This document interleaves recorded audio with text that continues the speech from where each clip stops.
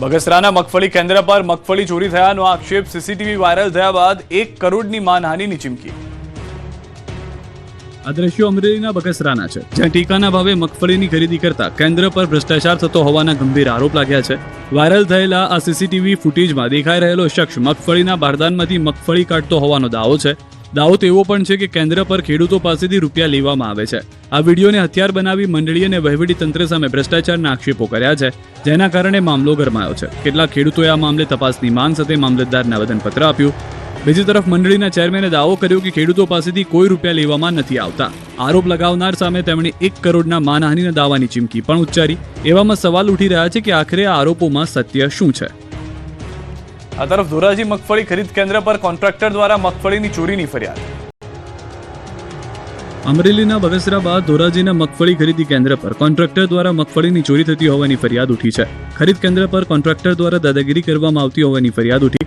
ધોરાજી મગફળી ખરીદ કેન્દ્ર પર જોખેલી મગફળીના બારદાનમાંથી કોન્ટ્રાક્ટરના મજૂરો દ્વારા મગફળી કાઢવામાં આવી રહી હોવાની રાવ ઉઠી, જેનો વિડીયો પણ સામે આવ્યો, જેમાં એક ગ્રાઉન્ડમાં મગફળી ભરેલી ગુણી પડી છે, જેમાંથી કેટલાક લોકો મગફળી કાઢી રહ્યા છે। કોન્ટ્રાક્ટર મહિલા મજૂરોને પણ આ રીતે મગફળી ચોરવા માટે બળજબરી કરી રહ્યો હતો। આ મુદ્દે ખરીદ કેન્દ્ર પર કામ કરતી મહિલા મજૂરોએ વિરોધ પ્રદર્શન કર્યું, તો કોન્ટ્રાક્ટરે ધમકી આપી હતી। મહિલા મજૂરોને પજવણી કરી જાહેરમાં બેભત્સ ગાળો ભાંડી હોવાનો આક્ષેપ કર્યો, જેથી મહિલાઓ રણચંડી બની અને લીઝ સ્ટેશનના દરવાજા ખખડાવ્યા। જૂનાગઢના કોન્ટ્રાક્ટર તુષારભાઈ સામે મહિલાઓએ ફરિયાદ નોંધાવી, જેથી 112ની ટીમે પહોંચી આરોપીને પોલીસ સ્ટેશન લઈ જવામાં આવ્યો હતો। છોટાઉદેપુરની સંખેડાની કેનાલમાં ગાબડું પડતા ખેડૂતોને આવ્યો રડવાનો વારો। છોટાઉદેપુરના સંખેડાની ગુંદેર માઇનોર કેનાલમાં વારંવાર ગાબડા પડતા ખેડૂતો પરેશાન થઈ ચૂક્યા છે। ખેડૂતોના ખેતરોમાં જરૂરિયાત વિના પાણી પહોંચી જાય છે, જેથી ખેડૂતોના ઉભા પાકને નુકસાન પહોંચે છે। તો કેટલાક વિસ્તારોમાં સબ માઇનોર કેનાલનું નવીનીકરણ કરવામાં આવ્યું છે। જે કેનાલો બની રહી છે તેમાં ફક્ત વેઠ ઉતારી છે, તો ટીંબા અને ભાટપુર ગામ વચ્ચેની સીમમાં નવીન બનાવેલા કેનાલમાં નર્મદાનું પાણી છોડાતા જ કેનાલમાં તિરાડો પડી ગઈ। કેટલીક જગ્યાએ તો કેનાલના ટુકડા પણ થઈ ગયા છે। જે પાણી છોડવામાં આવ્યું તે ખેડૂતોના ખેતર સુધી નહીં પણ કોતરમાં વહી ગયું, જેને લઈને ખેડૂતો કોન્ટ્રાક્ટર અને અધિકારીઓની મિલીભગત હોવાનો આક્ષેપ પણ કરી રહ્યા છે। ખેડૂતોની વારંવારની રજૂઆતો બાદ પણ અધિકારીઓ આંખ આડા કાન કરતા હોવાનો આક્ષેપ છે। બીજી તરફ નિગમ દ્વારા પણ પાણી બંધ કરી દેવામાં આવ્યું છે, જેને લઈને હવે આ વિસ્તારમાં સિંચાઈનું પાણી ક્યારે મળશે, ક્યારે તૂટેલી કેનાલને ફરીથી નવી બનાવવામાં આવશે તેની રાહ જોવાઈ રહી છે। સુરત, વડોદરા અને રાજકોટમાં લુખ્ખાઓએ ઉત્પાત મચાવ્યો। સુરતના ઉધનામાં લુખ્ખા તત્વોએ એવો આતંક મચાવ્યો છે કે આખા વિસ્તારમાં દહેશત ફેલાઈ હતી। ઉધનામાં સોનલ ઇન્ડસ્ટ્રીયલ વિસ્તારમાં રાજા બિહારી નામના યુવક પર કેટલાક શખ્સોએ હુમલો કર્યો। જૂની અદાવતમાં રાજા બિહારીને મારી તોડી નાખ્યો હતો। લાકડી, લોખંડના ધોકા સહિતના હથિયારો સાથે યુવક પર ગુંડાઓ તૂટી પડ્યા। આરોપીઓએ ખુલ્લેઆમ યુવકની તુલાઈ કરી નાખી, જેથી આ વિસ્તારમાં દહેશત ફેલાઈ હતી। આ તરફ રાજકોટમાં પણ ગુંડારાજ છવાયું છે। શહેરની કટારિયા ચોકડી પાસે 4 થી 5 લોકોએ કેટલાક લોકો પર પથ્થરોથી હુમલો કર્યો। લક્ષ્મીનગર સોસાયટીમાં અસામાજિક તત્વોએ આતંક મચાવ્યો। ધોકા, પાઇપ સાથે 4 થી 5 લોકોએ પથ્થરમારો કર્યો। સામસામે 2 જૂથ આવી ગયા, જેથી આ વિસ્તારના લોકો ડરી ગયા હતા। બીજી તરફ વડોદરામાં જાહેરમાં મારામારી કરવી ભારે પડી। પોલીસે તોફાની તત્વોને કરાવ્યું કાયદાનું ભાન। 2 દિવસ અગાઉ હાથખાના વિસ્તારમાં જાહેરમાં મારામારી કરનારને પોલીસે પકડી પાડ્યા છે। પતંગની લારી લગાવવાના મામલે ભાઈઓ વચ્ચે હિંસક તકરાર થઈ હતી। કુંભારવાડા પોલીસે કરી 4 શખ્સોની અટકાયત અને કાન પકડી માફી પણ મંગાવી હતી। વડોદરા અને ભાવનગરમાં દારૂ ભરીને પૂરપાટ જતા વાહનને નડ્યો અકસ્માત। રોડ પર દારૂની થઈ રેલમ છે। વડોદરામાં ફરી એકવાર રફતારનો કહેર જોવા મળ્યો છે। વડોદરા હાલોલ રોડ પર દારૂ ભરેલા વાહનને અકસ્માત નડ્યો હતો, જેથી દારૂની રોડ પર રેલમછેલ થઈ હતી। હાલોડ રોડ પર કુમેઠા નજીક પૂરપાટ જતું પિકઅપ અને ટ્રક વચ્ચે અકસ્માત થયો। બંનેની સ્પીડ એટલી ખતરનાક હતી કે પિકઅપનો કચ્છરખાણ વળી ગયો। આ સાથે જ ફાયર સેફટીના સિલિન્ડર અને પીપળામાં ભરેલો 4.5 લાખનો દારૂ ઝડપાયો। પરપ્રાંતમાંથી ભાવનગર દારૂ પહોંચાડવાનો હતો। અકસ્માતમાં પિકઅપ વાનના ચાલકનું મોત થયું, જ્યારે 2 યુવકો ઘાયલ થયા। પોલીસે 2233 બોટલ દારૂ બિયર સહિત 6.91 લાખનો મુદ્દામાલ જપ્ત કર્યો। આ બાજુ વડોદરા જેવા દ્રશ્યો સામે આવ્યા ભાવનગરથી, જ્યાંના નારી ગામ નજીક દારૂ ભરેલી કારનો અકસ્માત થયો। બેફામ જતી કાર ડિવાઈડર સાથે અથડાતા કારનો ભૂગડો બોલી ગયો। કારમાંથી દારૂ મળી આવ્યો, જેથી રસ્તા પર દારૂની રેલમછેલ થઈ। મોટી સંખ્યામાં લોકો દોડી આવ્યા। પોલીસ પણ ઘટના સ્થળે પહોંચી હતી। સુરતમાં સગીર પુત્રએ એવા સ્ટન્ટ કર્યા કે પિતાને માફી માંગવી પડી। સુરતમાં સગીર પુત્રએ રોડ પર એવા સ્ટન્ટ કર્યા કે પિતા 2 હાથ જોડીને માફી માંગવી પડી। પોલીસે પિતા પુત્રને પકડીને કાયદાનું ભાન કરાવ્યું। સુરત શહેરના જાહેર માર્ગો પર સ્ટન્ટબાજોનો આતંક અટકવાનું નામ નથી લઈ રહ્યો। તાજેતરમાં મોટા વરાછા રિંગ રોડ પર એક સગીર દ્વારા જોખમી સ્ટન્ટ કરવામાં આવ્યા। બાઇક સવારે ટ્રાફિક વચ્ચે પોતાના બાઇક આગળથી ઊંચું કરી જોખમી સ્ટન્ટ કર્યા। નવાઈની વાત એ છે કે આ સ્ટન્ટબાજે પોતાની સુરક્ષા માટે હેલ્મેટ તો પહેર્યું હતું, પરંતુ જાહેર માર્ગ પર અન્ય વાહન ચાલકો અને રાહદારીઓના જીવ જોખમમાં મૂક્યા હતા. આ સ્ટન્ટનો વિડીયો સોશિયલ મીડિયા પર વાયરલ થતા જ લોકોમાં રોષ જોવા મળ્યો. આ મામલે ઉત્તરાયણ પોલીસે ત્વરિત કાર્યવાહી કરી સ્ટન્ટબાજની ધરપકડ કરી છે. જોકે સ્ટન્ટ કરનાર સગીર હોવાથી તેના પિતાએ પોલીસ સ્ટેશનમાં માફી માંગવાનો વારો આવ્યો હતો. અમરેલીના લુણીધાર ગામે 2 મંદિરમાં તસ્કરોએ કરી ચોરી. અમરેલીના કુકાવા તાલુકાના લુણીધાર ગામમાં મંદિરમાં તસ્કરો ત્રાટક્યા હતા. ગામના સરદારા પરિવારના ખોડિયાર માતાજીનું મંદિરમાં અને સ્વામિનારાયણ મંદિરમાં ચોરોએ ચોરી કરી. ચોરી કરતા ચોરો ખોડિયાર માતાજીના મંદિરના સીસીટીવી કેમેરામાં કેદ થયા. દ્રશ્યમાં જોઈ શકાય છે કે 2 ચોર મંદિરમાં પ્રવેશે છે, જેમાંથી ચોર મંદિરના ગર્ભગૃહમાં જઈ ખોડિયાર માતાજી પર ચડાવેલા આભૂષણો ઉતારે છે અને બીજો તેને મદદ કરે છે. ક્ષણવારમાં ચોરી કરી બંને ભાગી જાય છે. ગામમાં સતત વધતી જતી ચોરીને લઈને દહેશત ફેલાય છે. પોલીસ પેટ્રોલિંગ કરે તેવી માંગ કરી છે. જૂનાગઢની સિવિલમાં થઈ શોલે ફિલ્મવાળી દારૂડિયાએ 5મા માળે ચડી મચાવી ધમાલ. જૂનાગઢની સિવિલ હોસ્પિટલમાં શોલે ફિલ્મવાળી થઈ. જે રીતે ધર્મેન્દ્ર દારૂના નશામાં ટાંકી પર ચડી જાય છે, તે જ પ્રકારે એક દારૂડિયો દારૂના નશામાં ટલ્લી થઈને સિવિલ હોસ્પિટલના 5મા માળે ચડી ગયો હતો. દિવાલ પર ચડી કૂદકો મારવાની ધમકી આપી રહ્યો હતો, જેને લઈને સિવિલમાં હાજર દર્દીઓ અને તેના સગાઓના જીવ અદ્ધર થઈ ગયા હતા. આ અંગેની સિવિલ તંત્રને જાણ કરતા દારૂડિયાને નીચે ઉતારવા માટે તંત્ર દોડતું થઈ ગયું હતું. સિક્યોરિટી અને હોમગાર્ડના જવાને 1 કલાક સમજાવ્યા છતાં યુવાન નશામાં માનવા તૈયાર ન હતો અને ઉપર ધમાલ મચાવી રહ્યો હતો. અંતે 1 કલાકના ખેલ બાદ દારૂડિયાને નીચે ઉતારીને પોલીસને હવાલે કર્યો હતો. રાજકુમાર જાટ મૃત્યુ કેસ મામલે ગણેશ ગોંડલનો નાર્કો ટેસ્ટનો રિપોર્ટ હાઈકોર્ટમાં રજૂ કરાયો.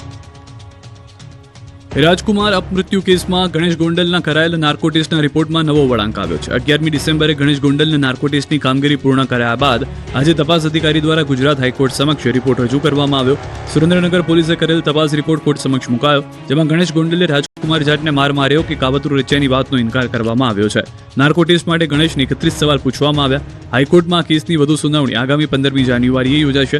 સરકારી વકીલે કહ્યું કે આરોપીએ કોઈ કાવતરું કરેલ નથી કે આરોપીના ઘરે માથાકૂટ થઈ તેનો બદલો લેવામાં આવ્યો નથી.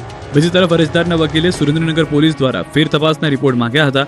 નોંધનીય છે કે ગત 9 માર્ચે ગોંડલના પૂર્વ એમએલએ જયરાજસિંહ અને તેમના પુત્ર ગણેશ પર રાજકુમાર જાટ નામના યુવકને માર મારવાનો તેના પિતા રતનલાલ જાટે આક્ષેપ કર્યા હતા. પીએમ મોદીના સોમનાથ પ્રવાસને લઈને તડામાર તૈયારીઓ શરૂ. આગામી 10 થી 12 જાન્યુઆરી દરમિયાન વડાપ્રધાન ગુજરાતના વિવિધ જિલ્લા અને શહેરમાં યોજાનાર કાર્યક્રમોમાં હાજરી આપવાના છે, જેની સુરક્ષા વ્યવસ્થા લોખંડી બનાવવાની તૈયારીઓ શરૂ કરી દેવામાં આવી છે. 2 દિવસ સોમનાથથી પ્રધાનમંત્રીની મુલાકાત લેવાના છે, જેને લઈને તંત્ર દ્વારા તડામાર તૈયારીઓ શરૂ કરી દેવામાં આવી છે. તો સભા સ્થળ, રોડ રસ્તાઓ અને પીએમ મોદીનું અભિવાદન જિલ્લાવાર સ્થળ પર કરવામાં આવશે, જેને લઈને પણ પૂરજોશમાં તૈયારીઓ ચાલી રહી છે. સોમનાથના ઇતિહાસમાં પ્રથમવાર પ્રધાનમંત્રી મોદીનો 2 કિલોમીટર લાંબો રોડ શો યોજાશે, જેમાં 108 અશ્વો સામેલ થશે. સમગ્ર વિસ્તારમાં ઉત્સાહ અને ઉત્કંઠા છવાઈ ગઈ છે. આ ઉપરાંત નરેન્દ્ર મોદી જે સદભાવના ગ્રાઉન્ડમાં જનમેદનીને સંબોધન કરશે, એનું અને નરેન્દ્ર મોદીનું વર્ષ 2012નું એટલે કે 14 વર્ષ જૂનું કનેક્શન છે. સ્વાભિમાન પર્વ અંતર્ગત આ જ સદભાવના ગ્રાઉન્ડમાં વડાપ્રધાન મોદી વિશાળ જનસભાને સંબોધશે. આ જનસભા 1 લાખથી વધુ લોકોની જનમેદની એકત્ર થવાની શક્યતા છે. નોંધનીય છે કે 10 જાન્યુઆરીએ વડાપ્રધાન મોદી સોમનાથ સર્કિટ હાઉસ ખાતે તૈયાર કરાયેલા વિશેષ ગ્રીન રૂમમાં રાત્રિ રોકાણ કરશે. 11 જાન્યુઆરીની વહેલી સવારે તેઓ સોમનાથ મહાદેવના દર્શન કરશે. આ દરમિયાન જળાભિષેક, ધ્વજાપૂજા અને સોમેશ્વર મહાપૂજા સહિતની વૈદિક વિધિપૂર્વક પૂજા અર્ચના કરવામાં આવશે. જનસભાની તૈયારીઓને લઈને ગુજરાત પ્રદેશ ભાજપ અધ્યક્ષ જગદીશ વિશ્વકર્મા સોમનાથ આવી પહોંચ્યા છે. મંત્રી જીતુ વાઘાણી, ડોક્ટર પ્રદ્યુમન વાજા, કૌશિક વેકરિયા અને સાંસદ રાજેશ ચુડાસમા સહિત જિલ્લા ભાજપ અગ્રણીઓ ભાજપ સંગઠનના પદાધિકારીઓ સાથે બેઠકો યોજીને આયોજનની સમીક્ષા કરી. તો પ્રદેશ ભાજપ પ્રમુખ અને મંત્રીઓએ રૂટનું નિરીક્ષણ કર્યું. સોમનાથ મંદિરથી શંખ સર્કલ સુધી રૂટ નિરીક્ષણ કર્યું. ગ્રુપ નિરીક્ષણ બાદ પ્રદેશ ભાજપ પ્રમુખ અને મંત્રીઓનો કાફલો સભા સ્થળે પહોંચ્યો. સભા સ્થળનું નિરીક્ષણ કર્યું. બીજી તરફ ગુજરાત પોલીસના તમામ કર્મચારી અને અધિકારીઓની રજા રાજ્યના પોલીસ વડા KLN રાવ દ્વારા કેન્સલ કરવામાં આવી છે. હવે પીએમ મોદીના 3 દિવસના ગુજરાત પ્રવાસની વાત કરીએ તો 10, 11 અને 12 જાન્યુઆરીએ પીએમ આવશે ગુજરાત પ્રવાસે. 10 જાન્યુઆરીએ સાંજે 4 કલાકે પીએમ રાજકોટ પહોંચશે, જ્યારે રાજકોટથી સોમનાથ બાય રોડ જશે, જ્યાં પીએમ સોમનાથ ટ્રસ્ટના ટ્રસ્ટીઓ સાથે બેઠક કરશે. સોમનાથમાં પીએમ રાત્રિ રોકાણ કરશે, જ્યારે 11 જાન્યુઆરીએ સવારે 9 કલાકે સોમનાથ મંદિરમાં દર્શન કરશે. જે બાદ 11 કલાકે શૌર્ય યાત્રાનું પીએમ કરાવશે પ્રસ્થાન અને જંગી સભાને કરશે સંબોધન. બપોરના 1 કલાકે પીએમ મોદી હેલિકોપ્ટરથી રાજકોટ જશે, જ્યાં રાજકોટ મારવાડી યુનિવર્સિટીના કાર્યક્રમમાં ઉપસ્થિત રહેશે. તદુપરાંત વાયબ્રન્ટ ગુજરાતના ક્ષેત્રે એક્ઝિબિશનનું ઇનોવેશન થશે. જે બાદ રાજકોટથી પીએમ મોદી 5 કલાકે અમદાવાદ પહોંચશે. 12મી તારીખના સંભવિત કાર્યક્રમની વાત કરીએ તો 12મીએ અમદાવાદમાં પીએમ મોદી એરપોર્ટ પર જર્મનીના વાઇસ ચાન્સેલરનું સ્વાગત કરશે, કાઇટ ફેસ્ટિવલનું ઉદઘાટન કરશે, પછી ફ્લાવર શોની મુલાકાત લેશે, ગાંધી આશ્રમની મુલાકાત લેશે, મેટ્રો રેલના ફેઝ 2ના ભાગનું ઉદઘાટન કરશે, રિવરફ્રન્ટથી મેટ્રોમાં સવારી કરશે. વડોદરાની નર્મદા વસાહતના વિકાસને લઈને રાજકારણ ગરમાયું. ધારાસભ્ય ધર્મેન્દ્રસિંહ વાઘેલાએ મધુ શ્રીવાસ્તવ પર કર્યા પ્રહાર, તો મધુ શ્રીવાસ્તવે કર્યો પલટવાર. વડોદરા જિલ્લાના વાઘોડિયામાં નર્મદા વસાહતના વિકાસને લઈને રાજકારણ ગરમાયું છે. પૂર્વ ધારાસભ્ય મધુ શ્રીવાસ્તવ અને વર્તમાન ધારાસભ્ય ધર્મેન્દ્રસિંહ વાઘેલા વચ્ચે ફરી શાબ્દિક યુદ્ધ શરૂ થયું છે. થોડા દિવસો અગાઉ ધારાસભ્ય ધર્મેન્દ્રસિંહ વાઘેલાએ નામ લીધા વિના મધુ શ્રીવાસ્તવ પર પ્રહાર કર્યા. ભૂતકાળના ધારાસભ્યોએ વસાહતોમાં વિકાસને રોકવાનો પ્રયાસ કર્યો, જે બાદ પૂર્વ ધારાસભ્ય મધુ શ્રીવાસ્તવે ખુલ્લેઆમ વળતો પ્રહાર કર્યો. તેમણે પોતાના કાર્યકાળ દરમિયાન વાઘોડિયા તાલુકામાં કરેલા વિકાસ કાર્યોની વિગતો આપી. સતત ધારાસભ્ય ધર્મેન્દ્રસિંહ વાઘેલા પર ગંભીર આક્ષેપો કર્યા. ભૂતકાળમાં ઓઇલ અને ડીઝલ ચોરી કરતા. વધુમાં તેમણે એવો દાવો કર્યો કે પાસા કેસમાં પકડાયા બાદ તેમને છોડવા માટે પોતે મદદરૂપ બન્યા હતા, જેથી વાઘોડિયા સહિત સમગ્ર જિલ્લામાં રાજકીય ચકચાર જગાવી છે. અમને પણ ખૂબ પીડા થતી હોય છે કે ભાઈ, પણ અમુક કારણો જે તે વખતના જે કઈ લોકો હતા એને યાદ નથી કરવા કે જેને વસાહતની ચિંતા બિલકુલ કરી નહીં. એટલા માટે થઈને આપણે 25-30 વર્ષ એવા લોકોને લઈને આવ્યા કે જેને આપણી વસાહતની કોઈ ચિંતા જ ના. મેં વિધાનસભાના અંદર રજૂઆત કરીને મંજૂર કરાવીને રોડ બનાવ્યા છે. કોઈ વસાહત બાકી નહીં હોય કે જ્યાં ડામર સપાટી રોડ ના બનશે. આ ધંપોસો મારવાના બંધ કરો ભાઈ. તમે શું કરતા હતા, તમે પેલા શું હતા, આજે શું છે એ મારા મોઢામાંથી ના બોલાવતા. ઓઇલની ચોરી શું કરતા હતા, ડીઝલ પેટ્રોલની ચોરીઓ શું કરતા હતા. અરે પાસામાં મેં તમને જોડાયો છે, કેમ ભૂલી ગયો ભાઈ. ગીર સોમનાથમાં ખનીજ માફિયાઓ સામે ધારાસભ્ય પડ્યા મેદાને. જૂનાગઢ ગીર સોમનાથ પંથકમાં પણ ખાન ખનીજ માફિયાઓ બેફામ બની ગયા છે. કોઈ પણ રોકટોક વગર આ વિસ્તારમાં ખનન થઈ રહ્યું છે. અધિકારીઓના 4 હાથ હોવાથી માંગરોળ માળિયાહાટીના પંથકમાં બેફામ ખનીજ ચોરી થઈ રહી હોવાની ફરિયાદ ઉઠી છે. આ અંગે અનેકવાર ઉચ્ચ કક્ષાની રજૂઆત કરી છે. આમ છતાં કોઈ કાર્યવાહી ન થતા ગીર સોમનાથના કોંગ્રેસના ધારાસભ્ય વિમલ ચુડાસમા મેદાને આવ્યા. ખાણ ખનીજના અધિકારીઓ સામે ગંભીર આક્ષેપ કર્યા. અધિકારીને લોકેશન આપવા છતાં કાર્યવાહી ન કર્યાનો દાવો કર્યો. ખનીજ ચોરી કરનાર ખનીજ માફિયાઓ સામે કાર્યવાહીની માંગ કરી. કાર્યવાહી નહીં કરે તો દિલ્હી સુધી રજૂઆત કરવાની તૈયારી દર્શાવી. ઘણા દિવસોથી આજ દિવસ સુધી રાઇટિંગમાં પણ લખીને આપેલું છે, પણ આજ દિવસ સુધી ખનીજ માફિયા દ્વારા બેફામ ખનીજ ચોરી ચાલી રહી છે.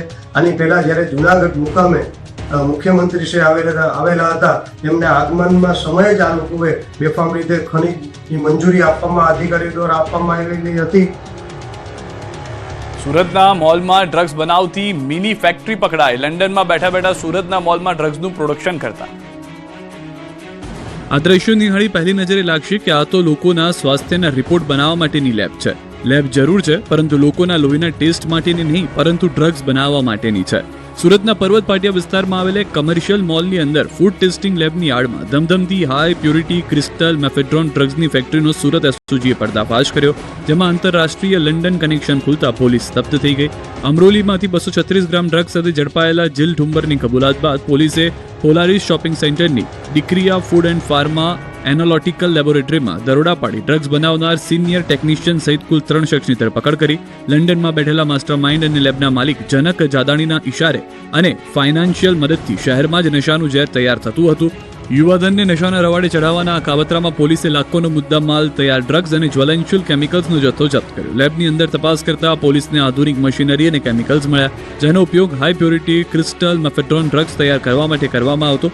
આરોપી બ્રિજેશ તેની કેમિકલની જાણકારીનો દુરુપયોગ કરીને ઉચ્ચ ગુણવત્તાનું મેફેડ્રોન તૈયાર કરતો હતો, જે લંડન સ્થિત હેન્ડલરના ઇશારે બજારમાં વેચવામાં આવતું હતું. આ તરફ જૂનાગઢમાંથી મેફેડ્રોન ડ્રગ્સ ઝડપાયું છે. માંગરોળના નગીનાવાડી વિસ્તારમાંથી ડ્રગ્સ મળી આવ્યું છે. આ સાથે જ ફારૂક ખાદિમ નામના શખ્સને ઝડપી પાડ્યો છે. 3.58 ગ્રામ ડ્રગ્સ, મોબાઈલ, રોકડ મળી કુલ 43,030નો મુદ્દામાલ જપ્ત કર્યો છે. તો અમદાવાદના જુહાપુરામાંથી ડ્રગ્સ ઝડપાયું છે. એમડી ડ્રગ્સની ડિલિવરી કરવા નીકળેલો આરોપી ઝડપાયો. તોસીફ અહેમદ ઉર્ફે બાપુ પાસેથી 50 લાખનું એમડી ડ્રગ્સ મળ્યું છે. ગાંધીનગર અમદાવાદ બાદ સુરતમાં પાણીપુરી વાળાઓને ત્યાં દવાઈ.